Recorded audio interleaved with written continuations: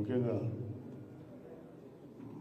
ఇంతమంది ప్రేమించి ఆయన్ని గెలిపించినటువంటి పిఠాపురం ప్రజలకి ఆయన చేద్దాం అనుకున్నటువంటి కొన్ని అభివృద్ధి కార్యక్రమాలు మీతోటి షేర్ చేసుకుంటున్నాం. సో మన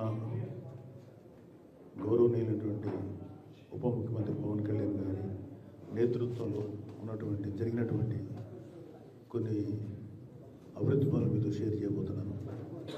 పిఠాపురంలో రోడ్ల నిర్మాణం అభివృద్ధి కోసం దాదాపు 40 కోట్లు కేటాయించడం జరిగింది. అందులో సీసీ రోడ్ల కోసం 22 కోట్లు, బీటీ రోడ్ల కోసం 10.85 కోట్లు కేటాయించగా 16 కోట్ల రూపాయలు ఇప్పటివరకు ఖర్చు చేసి రోడ్ల నిర్మాణం మరమ్మతులు చేపట్టారు. ఇవి కాకుండా ఆర్ఎండ్బి రోడ్ల మరమ్మతు కోసం 8 కోట్లు కేటాయించడం జరిగింది.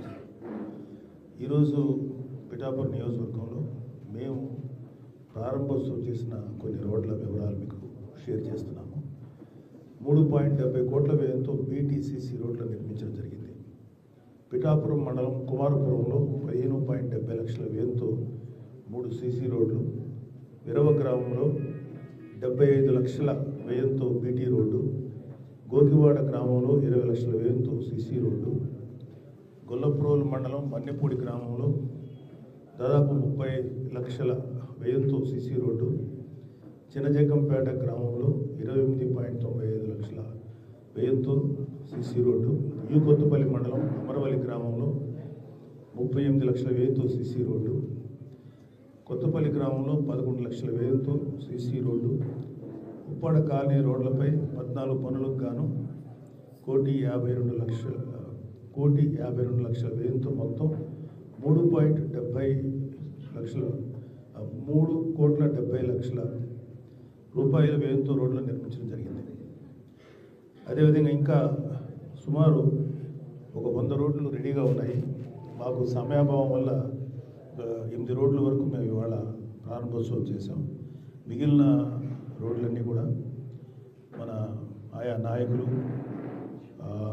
అలాగే మా ఎమ్మెల్యే గారి ఇన్ఛార్జ్, డిప్యూటీ సీఎం గారి ఇన్ఛార్జ్ మన మర్రెడ్డి శ్రీనివాస్ గారు, ఆయన ఆధ్వర్యంలో మిగతా రోడ్లు ఈ వారంలోనే, నెక్స్ట్ వీక్ ఎండింగ్ లోపల అవి కూడా ప్రారంభోత్సవం చేస్తారు.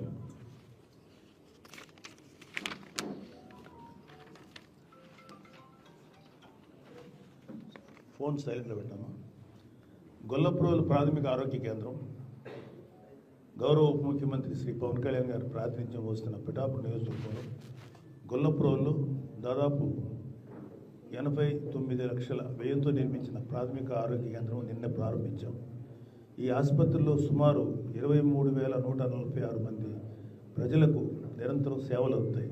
వైద్య సేవలు 10 పడకల సామర్థ్యంతో 60 రకాల ల్యాబ్ పరీక్షలు, 172 రకాల మందులు, టీబీ, లెప్రసీ, ఎయిడ్స్ నియంత్రణ, యూనివర్సల్ ఇమ్యునైజేషన్ వంటి జాతీయ ఆరోగ్య కార్యక్రమాల నిర్వహణ ఇక్కడ నిరంతరం జరుగుతుంది.